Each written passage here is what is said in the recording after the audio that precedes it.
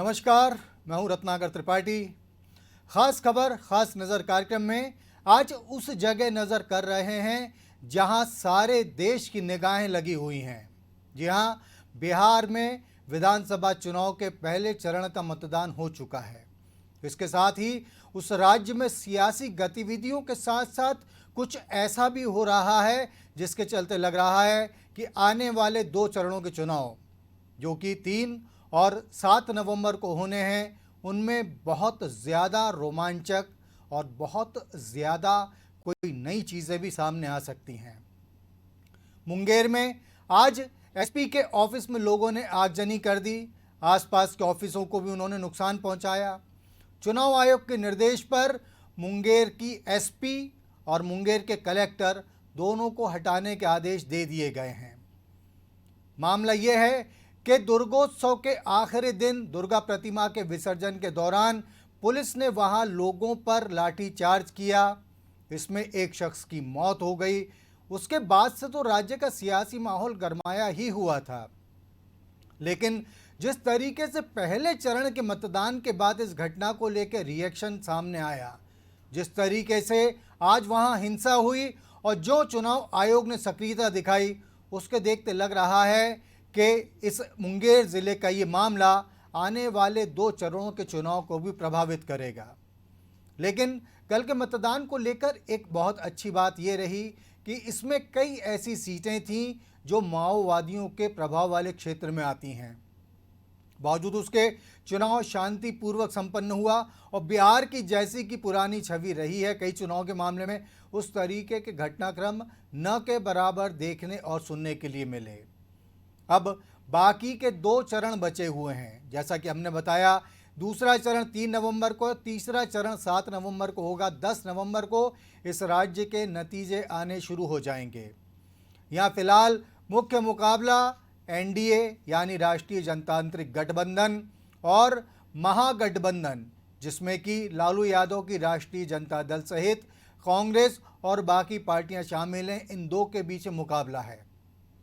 बहुत ही रोचक घटनाक्रमों के तहत हुआ ये भी कि एनडीए की घटक सहयोगी होने के बावजूद दिवंगत रामविलास पासवान की पार्टी एलजेपी ने इस चुनाव में एनडीए से नाता तोड़ लिया।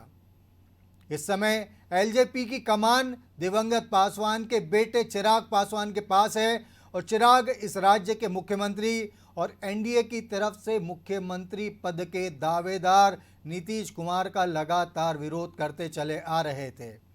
इस मामले में जब बात नहीं जमी और ये हुआ कि जनता दल यूनाइटेड को चिराग पासवान की पार्टी के मुकाबले ज़्यादा सीटें दी जाएं, तो चिराग ने बगावत कर दी थी और वो एनडीए से अलग हो गए थे।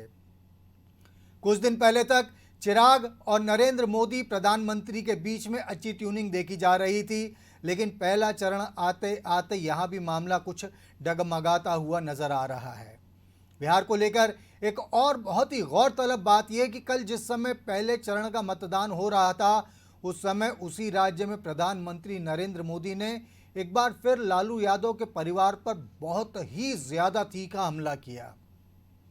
मोदी जिस तरीके की बातें गुजरात का मुख्यमंत्री रहते हुए कांग्रेस की नेता सोनिया गांधी और राहुल गांधी के लिए किया करते थे, लगभग उसी तरीके की बातें वो एक लंबे अरसे के बाद लालू यादव और उनके परिवार के लिए करते हुए नजर आ रहे हैं। लोगों का मानना है कि नीतीश कुमार की पार्टी की कमज़ोर स्थिति के चलते एनडीए को भी इस राज्य में अब अपने लिए कुछ संशय दिख रहा है। इसी कारण मोदी पूरी तरह आक्रामक होकर सीधे सीधे लालू के परिवार को अटैक कर रहे हैं। यहाँ ये भी बता दें कि लालू के छोटे बेटे तेजस्वी यादव ने इस चुनाव की कमान संभाल के रखी है और तेजस्वी ने अपने पिता और मां राबड़ी देवी की छवि से बिल्कुल अलग अपने आप को मतदाताओं के सामने पेश किया है। उन्होंने जातिगत आधार पर वोट नहीं मांगे, जबकि लालू यादव और राबड़ी सारी राजनीति जाति के आधार पर ही करते रहे। तेजस्वी ने अपने आप को एक युवा के रूप में पेश किया, राज्य में युवाओं को आगे बढ़ाने की बात की और नीतीश कुमार सरकार पर तथ्यात्मक तरीके से हमले बोले। जबकि इससे पहले तक बिहार में जो भी चुनाव हुए हैं उनमें तथ्य कम और इस तरीके की गुत्थम गुत्था स्थिति ज़्यादा दिखती थी, जिनमें तथ्यों की या सबूतों की कोई गुंजाइश ही नहीं रह जाती थी। लेकिन तेजस्वी यादव ने अपने आप को बहुत ही अलग तरीके से प्रोजेक्ट किया है, बहुत ही अलग तरीके से आगे बढ़ रहे हैं। और मोदी की कल की जो आक्रामकता थी उसको देखकर ये लग रहा है कि तेजस्वी यादव शायद अपने आप को एक चुनौती के रूप में एनडीए के सामने स्थापित कर चुके हैं। राकेश रंजन जी फोन लाइन पर हमारे साथ जुड़ गए हैं। राकेश रंजन जी मूलतः बिहार के रहने वाले हैं, फिलहाल एक आईटी कंपनी में काम करते हैं, लेकिन लगातार लेखन में उनकी सक्रियता बनी हुई है। उनकी विशेषज्ञता को सभी स्वीकार करते हैं और ख़ास तौर से अपने गृह राज्य बिहार से जुड़े सियासी मामलों में वो बहुत पारंगत माने जाते हैं। राकेश रंजन जी से बात करते हैं। राकेश रंजन जी, स्वागत है आपका इस कार्यक्रम में। जी धन्यवाद धन्यवाद। बिहार का पहला चरण का जो मतदान कल हुआ है, उसके बाद आप प्रदेश की राजनीति में अगले 2 चरणों के लिए किस किस्म के बदलाव होते देख रहे हैं? देखिए, मुझे नहीं लगता कि इस तरह का कोई बदलाव होने जा रहा है। जो कुछ हो रहा है वो वैसे ही चलेगा। कि आप ऐसा नहीं कह सकते कि एक चरण में कोई वोटिंग हुई या उसका कोई पैटर्न, उस पैटर्न के आधार पे आगे के चरणों में कोई चेंज होने वाला है। ऐसा मुझे कम से कम नहीं लगता कि कोई खास बदलाव होने जा रहा है। पहले चरण में ये कहा जा रहा है कि 54% मत हुए, तो ये थोड़ा सा ज्यादा है। यहाँ का जो एवरेज होता है मतदान, उससे थोड़ा सा ज्यादा लग रहा है। और उसके बारे में भी लोगों की राय एकदम से सटीक नहीं है कि क्या होता है जब ज्यादा मतदान होता है। लोग किसी को लाने के लिए आते हैं, किसी को हटाने के लिए आते हैं। ये कोई सेट फॉर्मूला नहीं है।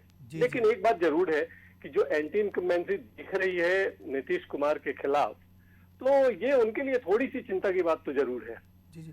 राकेश रंजन जी, नीतीश कुमार एक क्लीन इमेज के आदमी माने जाते हैं। पिछले विधानसभा चुनाव में जब नीतीश कुमार और लालू की टीम जीती थी, तब ये कहा गया था कि नीतीश की इमेज और लालू यादव के जातिगत गणित के सामने एनडीए फेल हो गया। इस 5 साल की अवधि में नीतीश कुमार का ये जो अवमूल्यन होता दिख रहा है, जिसे हम पक्का नहीं कह सकते हुआ है नहीं हुआ, नतीजे बताएंगे, लेकिन जो होता दिख रहा है, इसकी आप क्या मुख्य वजह देखते हैं? देखिए, आप जो लालू यादव या नीतीश कुमार, इन दोनों के गठबंधन की बात कर रहे हैं, तो आप ये, मुझे ऐसा नहीं लगता कि सिर्फ लालू यादव का जातीय वोट था और नीतीश कुमार की छवि थी। ऐसा नहीं था। नीतीश कुमार के भी कुछ जातीय वोट हैं, उनके कुछ पॉकेट्स हैं जहां पे उनके वोट, आप कहिए कि महिलाओं का क्षेत्र है, या फिर आप कहिए कि ईबीसी का एक क्लास है, और फिर लॉ कुछ समीकरण जो वो साधते रहे हैं, वो वोट उनके पास है। तो वो दोनों मिला के, और नीतीश कुमार की जो छवि थी, प्रशांत किशोर उस टाइम उनके साथ थे, उन्होंने काफी अच्छी ब्रांडिंग की थी, तो वो सब मिला के वो जीते थे।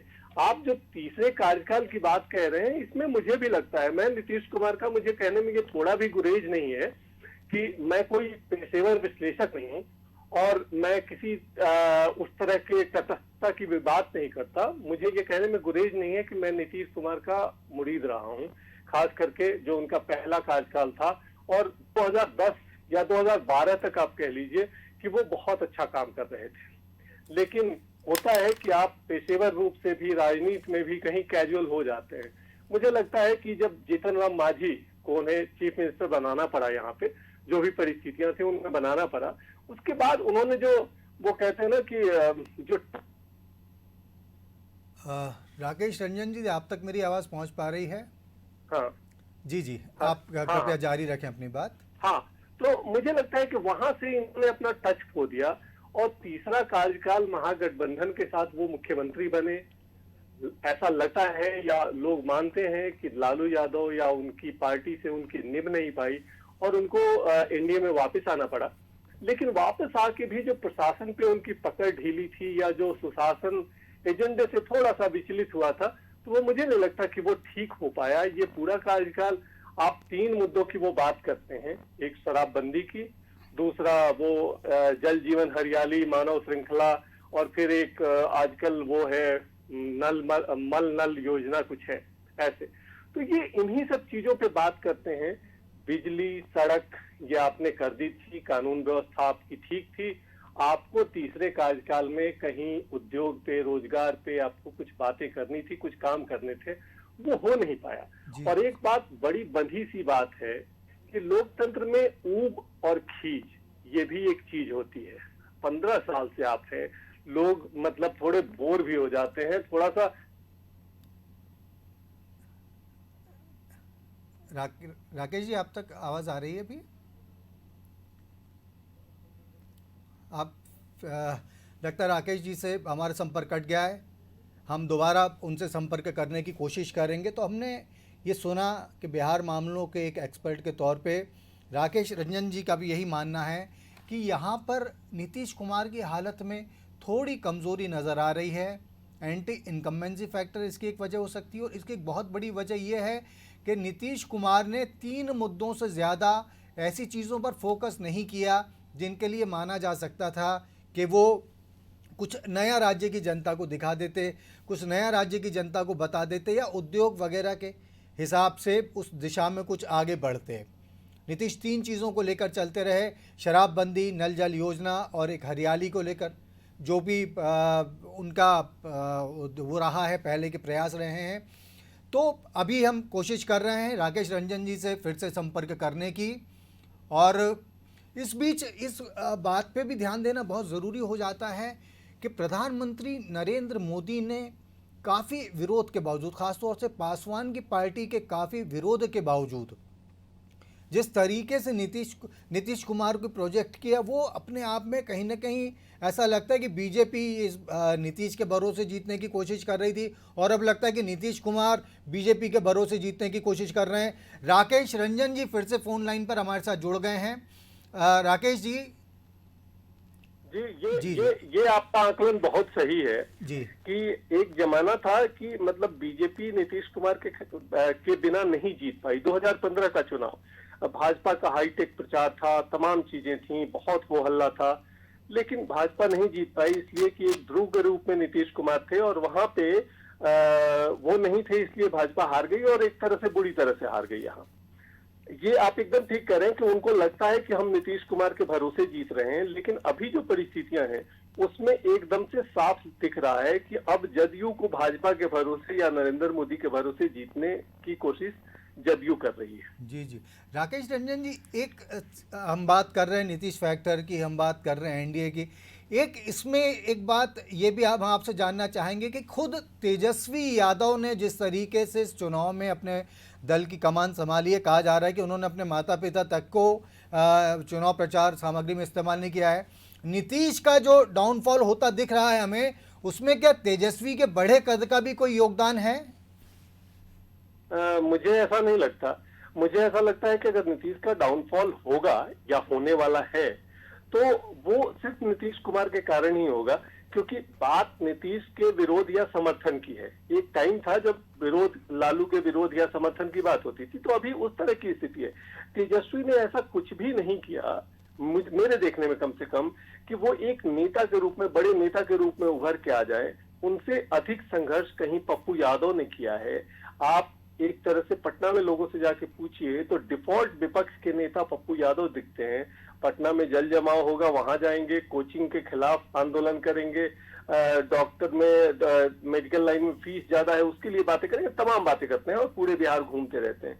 ये कोरोना के टाइम में तेजस्वी यादव दिल्ली में थे, ये कहेंगे कि मैं घिर गया था वहां, ठीक है, आप घिर गए होंगे, लेकिन मुझे ऐसा कुछ भी नहीं लगता कि आप माता पिता को दरकिनार करने के बाद जो आप कह रहे हैं, वो मुझे लगता है कि वो एक रणनीति है, क्योंकि लालू यादव की जो छवि है उस छवि को वो लेके नहीं जाना चाहते। तो वो पोस्टर्स से उनके नाम हटाए गए हैं, या रबड़ी देवी भी वहां नहीं दिख रही हैं। इंटरेस्टिंगली तेज प्रताप यादव भी नहीं दिख रहे हैं, क्योंकि तेज प्रताप की जो छवि है वो सबको पता है। तो ये सारी चीजें उनकी हो रही हैं, और अब जो सामने दिख रहे हैं राजद का अपना एक वोट बैंक है, वो लालू यादव के कारण ही है, वो तेजस्वी के कारण नहीं है। तो मुझे नहीं लगता कि वो कोई बहुत बड़े नेता के रूप में उभर रहे हैं। अगर वो जीत भी गए, महागठबंधन जीत गया, तो मुख्यमंत्री भी बन जाएंगे, और उसके बाद तो नेता बनना तो एक ग्रेजुअल प्रोसेस है, धीरे धीरे आप नेता बनेंगे। एक कोई ऐसा चीज नहीं दिखता मुझे जिसमें तेजस्वी इस प्रकरण में या इस टाइम में कोई नेता बन के बहुत बड़े खड़े हुए हैं। जी जी, आपकी मुख्यमंत्री आपकी बात से मुझे मोहम्मद शहाबुद्दीन याद आ गए, जिन्होंने जेल से छूटने के बाद कहा था कि Nitish Kumar accidental chief minister है। तो यदि आपका आकलन के हिसाब से चलें, तो यदि तेजस्वी जीत कर नेता बन जाते हैं हाँ, नहीं, वो मैं जो वही बात कह रहा था उन्होंने आपसे। कही थी, जी वो जो बात उन्होंने कही थी कि एक्सीडेंटल चीफ मिनिस्टर हैं, एक्सीडेंटल तो नहीं है, जी कुछ हद तक उनकी नहीं, बात मैं ठीक इसलिए राकेश है रंजन जी, मैं इस कि बात को तेजस्वी के संदर्भ में जोड़ रहा था कि यदि जीत कर वो मुख्यमंत्री बन जाते तो वो भी एक्सीडेंटली कहलाएंगे, क्योंकि उनकी ऐसी कोई बिल्कुल, कोशिश नहीं थी, बिल्कुल, क्षमता नहीं थी। अ, बिल्कुल। राकेश रंजन जी, हमसे बात करने के लिए आपका बहुत बहुत धन्यवाद। बहुत जी, वैल्यूएबल जी। इंफॉर्मेशन दी आपने हमको। नमस्कार आपको। तो आपने सुना वरिष्ठ लेखक, चिंतक, विचारक और बिहार की राजनीति को बहुत करीब से जानने वाले राकेश रंजन जी को, जिन्होंने कहा कि नीतीश कुमार की पार्टी कुछ डाउनफॉल वाली स्थिति में दिख रही है, क्योंकि ये सरकार, एक तो यह है कि लगातार 3 कार्यकाल हो चुके हैं, मतदाता के भीतर हल्की सी ऊब होने लगती। याद दिला दें कि मध्य प्रदेश के बीते विधानसभा चुनाव में, छत्तीसगढ़ के बीते विधानसभा चुनाव में लगातार 3 बार भाजपा की सरकार के होते ये माना गया था कि anti incumbency factor in party पर भारी पड़ गया। तो राकेश रंजन जी, बिहार में भी यही होता देख रहे हैं। अब आगे की बात करें तो कल के जो घटनाक्रम वहाँ पर हुआ चुनाव के बाद में, आज का जो वायलेंस हुआ, उसके पहले पहले मुंगेर की घटनाएं कई तरफ हमें सोचने के लिए मजबूर करती हैं। मुंगेर का आगे आखिर क्या असर होगा, मोदी की आक्रामकता कहां तक दिखेगी, और एक बार फिर बिहार के विधानसभा चुनाव के पहले चरण के बाद अब और क्या क्या देखने को मिल सकता है, इस पर बात करने के लिए हमारे साथ फोन लाइन पर जुड़ गए हैं पटना से वरिष्ठ पत्रकार लव कुमार मिश्रा जी। मिश्रा जी, स्वागत है आपका। जी त्रिपाठी जी। मिश्रा जी, सबसे पहला सवाल ये, मुंगेर में आज अचानक जो हुआ, मेरा मतलब ये है कि दुर्गा विसर्जन वाली घटना का जो आज रिएक्शन देखने मिला, उसके चलते बिहार विधानसभा चुनाव के अगले 2 चरणों पर आप इस मुद्दे का क्या असर देख रहे हैं? वहाँ बहुत बड़े पैमाने पर आगजनी हुई। एसडीओ और एसपी के कार्यालय पे लोगों ने आक्रमण किया, पुलिस की कई गाड़ियां जला दी गई। एसपी और डीएम तो नहीं निकले, लेकिन जो डीआईजी हैं मनु महाराज, उन्होंने फ्लैग मार्च किया। और जब इस सब की रिपोर्ट इलेक्शन कमीशन को गई तो इलेक्शन कमीशन ने डीएम और एसपी दोनों को तुरंत हटा दिया और दोनों को पटना में सचिवालय में रिपोर्ट करने के लिए कहा है। एसपी लिपि सिंह की जगह पे मानवजीत सिंह ढिल्लो नए एसपी बनकर गए हैं और डीएम राजेश मीना की जगह पर रचना पाटिल को कलेक्टर बना के वहाँ भेजा गया। दोनों अफसर काफी नौजवान हैं, जिस तरह से पहले वाले भी थे। एक बहुत बदनामी जो सरकार की हो रही थी कि लिपि सिंह जो एसपी हैं, जनता दल यू के राष्ट्रीय महासचिव और मुख्यमंत्री नीतीश कुमार के पूर्व प्रधान सचिव आरसीपी सिंह की बेटी हैं, इसीलिए ऐसा आशंका व्यक्त किया जा रहा था कि उनके खिलाफ कोई एक्शन नहीं होगा। और कल महागठबंधन के सभी नेताओं ने 8 बजे सुबह में प्रेस कॉन्फ्रेंस करके आरोप लगाया था कि लिपि सिंह को प्रोटेक्शन इसलिए दिया जा रहा है कि वो नीतीश कुमार की करीबी हैं।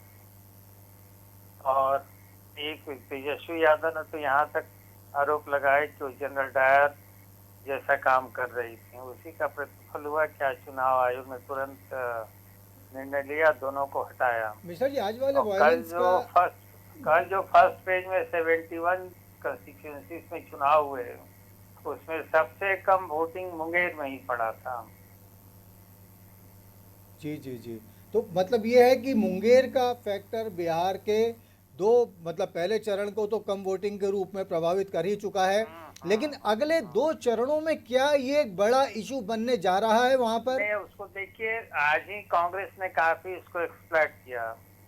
आज रणजीत सुरजेवाला का प्रेस कॉन्फ्रेंस था, उसमें सचिन पायलट भी आए हुए थे राजस्थान से। इन लोगों ने प्रेस कॉन्फ्रेंस करके उसको नया एंगल दिया गया कि दुर्गा माता की प्रतिमा पर आक्रमण किया गया, पुलिस ने जूते से प्रहार किया, दुर्गा माँ की शरण लगा के जो पीछे बैठे हुए थे भक्त, उनको पीट कर मारा गया। तो एक रिलीजियस सेंटिमेंट एक्सप्लॉइट करने का, हिंदू मोबिलाइजेशन का जो पहले बीजेपी करती थी, इस बार कांग्रेस प्रयास करने लगी है। जी जी, लेकिन बीजेपी तो निश्चित रूप से अब डिफेंसिव मोड में आ गई होगी, क्योंकि वो तो एंटी काफी डिफेंसिव में है वो तो। जी जी जी, इसीलिए मुंगेर की घटना का न तो प्रधानमंत्री ने, न मुख्यमंत्री ने और आज भी योगी आदित्यनाथ जी बिहार में ही चुनाव प्रचार करें, किसी ने कोई जिक्र तक नहीं किया है। जी मिश्रा जी, अभी हमने बात डिफेंसिव होने की बीजेपी के, अब बात आती है ऑफेंसिव होने पर। प्रधानमंत्री नरेंद्र मोदी कल जिस तरीके से वहां पर बहुत ज्यादा आक्रामक दिखे लालू और उनके परिवार के खिलाफ, क्या ये एनडीए के किसी फियर फैक्टर का संकेत माना जा सकता है? नहीं, आपकी जो शंका है उसके बारे में मैंने भारतीय जनता पार्टी के कुछ स्थानीय नेताओं से, राष्ट्रीय स्तर के नेताओं से आज भी बात की थी और कल भी बात की थी। तो उन लोगों का कहना था कि चूंकि प्रधानमंत्री हैं, प्रधानमंत्री के कार्यालय को बिहार से बहुत ही सटक इंटेलिजेंस रिपोर्ट गया होगा जो काफी कंक्रीट होगा, बाकी रिलायबल होगा। तो प्रधानमंत्री जी ने उस चीज को भी महसूस किया होगा। सारा अटैक तेजस्वी प्रसाद यादव पे ही करना है, जो 10 लाख रुपए का 10 लाख लोगों को नौकरी देने का वायदा किया, उसके बाद वो स्थितियां बदल गई थी और तेजस्वी यादव ने बिहार का इलेक्शन का एजेंडा तय कर दिया। अगले दिन ही भारतीय जनता पार्टी की वित्त मंत्री निर्मला सीतारमन जी आई थी पटना, उन्होंने 19 लाख लोगों को नौकरी देने का वायदा कर दिया। दूसरी एक और बात है कि मुख्यमंत्री की सभाओं में उतनी भीड़ नहीं आ रही है जितनी तेजस्वी यादव की सभाओं में भीड़ आ रही है। विश्वास भी नहीं होता है कि तेजस्वी प्रसाद यादव एक दिन में 15 जनसभा करेंगे, 15 जगह पे उनका हेलीकॉप्टर जाएगा। पहले 6 था, 6 के बाद उन्होंने 9 किया, एक दिन 12 किया और कल तो उन्होंने 15 मीटिंग कर ली। और सभी जगह जो 90% जो कंपोनेंट है यूथ लोगों का है और वो लोग रेस्पॉन्ड भी कर रहे हैं। एज इफ के लगता है जो बात किया जाता है उस तरह से करते हैं। लालू यादव से भी अच्छे ऑरेटर हो गए हैं। शायद प्रधानमंत्री जी को जो इनपुट लगा होगा तो इसीलिए उन्होंने जंगल राज का युवराज बताया और फिर ये भी लोगों को आशंका व्यक्त किया कि अगर ये लड़का बनेगा मुख्यमंत्री तो रंगदारी टैक्स लोगों को देना पड़ेगा। और यादवों में इस बात की बड़ी खुशी है कि प्रधानमंत्री ने तेजस्वी भैया को अपने बराबर लगा दिया, काफी ग्लोरीफाई कर दिया। भोजपुर रोहतास से कई यादवों से बात हुई हमारी, लोग बहुत खुश हैं। चलिए, प्रधानमंत्री तो अब हमारे तेजस्वी भैया का नाम लेने लगे। जी जी, ये थोड़ा स्ट्रेटेजिकली लगता है वो यादव जो मोबिलाइजेशन थोड़ा कम हो रहा था बीजेपी और जनता दल की तरफ, जी जी, तब लगता है सभी जो यादव लगता है लव कुमार मिश्रा जी से हमारा संपर्क टूट गया है। ये थे पटना से वरिष्ठ पत्रकार लव कुमार मिश्रा जी। और जैसा कि उन्होंने भी बताया, एक बड़ी इंटरेस्टिंग चीज़ बताई कि प्रधानमंत्री नरेंद्र मोदी ने जिस तरीके से तेजस्वी यादव पर हमले किए उससे उस राज्य के यादव मतदाता जो बेसिकली ज़्यादा से ज़्यादा राष्ट्रीय जनता दल की तरफ ही जाते हैं, उनके बीच इस बात की खुशी है कि प्रधानमंत्री ने उनके नए नेता को अपने समकक्ष मान लिया, अपनी चुनौती के लायक मान लिया है। इसके चलते ये चुनाव और रोचक हो गया है। मुंगेर की घटना क्या असर डालेगी ये देखने वाली बात होगी, लेकिन ये तय है कि ये घटना असर डालेगी। और कांग्रेस ने जिस हिसाब से इसे धार्मिक मामला बना दिया रणदीप सिंह सुरजेवाला और सचिन पायलट ने, उससे जाहिर है कि अब ये मामला बीजेपी सहित जेडीयू के गले की फांस बन सकता है और कांग्रेस सहित राष्ट्रीय जनता दल इसका ज़्यादा से ज़्यादा फायदा लेने की कोशिश करेंगे। अब आज का कार्यक्रम समाप्त करने की इजाज़त दीजिए, आपसे फिर मुलाकात होगी, तब तक के लिए नमस्कार।